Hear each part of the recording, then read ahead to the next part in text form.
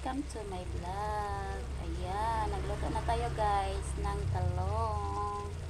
Nilagyan ko ng corned beef, tapos mayroong itlog. Ayan, imikos-mikos na natin guys.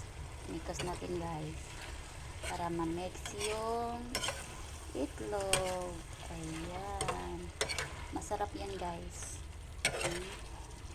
Nilagyan ko ng corned beef.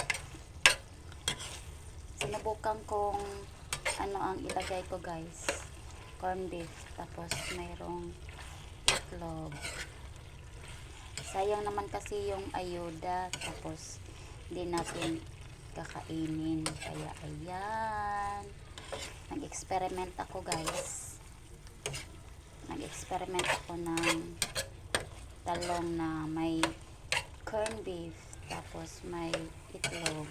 Ayan, mukhang masarap ang luto ko ngayon. Kahit sa simpleng paraan lang, igisa lang, tapos ayan. That's it for today's video. God bless to all.